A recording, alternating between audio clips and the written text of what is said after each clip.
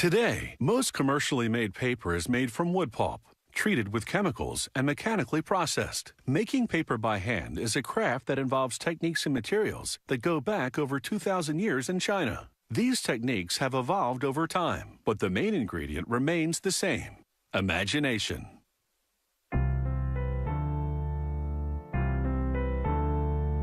Handmade paper is a distinctive choice for a variety of uses, from fine stationery to limited edition prints. Natural fibers like linen or these cotton remnants are the raw materials for handmade paper. Workers place the cotton rag and put it on a conveyor, which leads into a machine that chops it up into small pieces.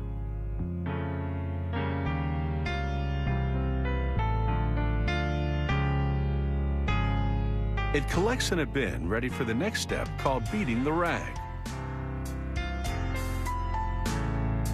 Workers pour out the chopped up rag into a tub called a hollander that is filling with water. This machine beats the material into a pulp. Its only moving part? A large roll weighing several tons, equipped with metal blades. Workers fill the hollander with up to 800 pounds of rag. Once all the rag is in, the giant roll descends to begin the beating. Water pours down to soak the fabric as workers push it toward the roll.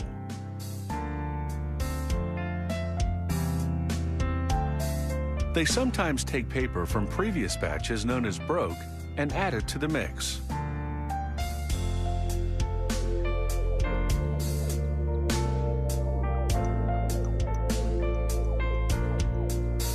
They may also add a little dye to adjust the color depending on the desired effect.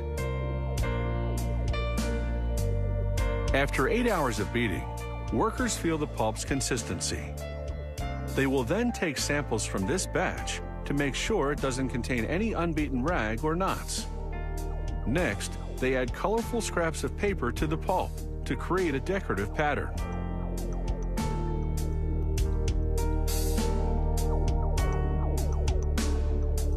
To make a sheet of paper, the vat man plunges a wooden mold into the pulp. As he lifts out the mold, he shakes it to even out the pulp.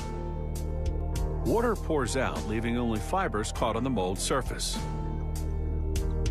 He removes the mold's frame, known as the decal, and lowers the corner of the mold to drain away more water.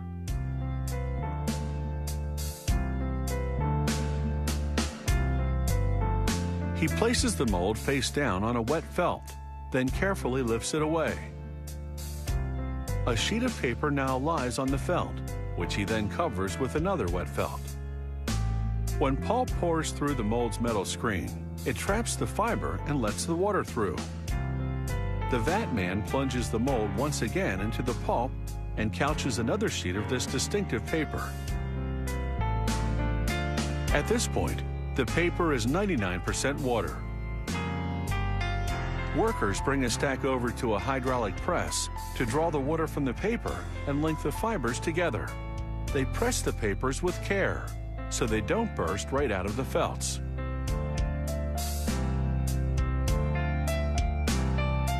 They brush any leftover pulp from the felts, leaving them clean and ready for the next batch of sheets. Now, workers can handle the paper without it falling apart.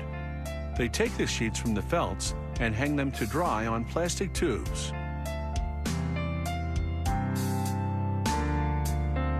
Once dry, they collect the sheets according to type and stack them for a final finishing press before they go on for shipment to customers around the world.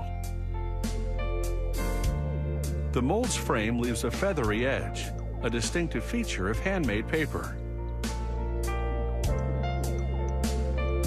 These papers are available in more than 30 colors and various finishes from smooth to rugged.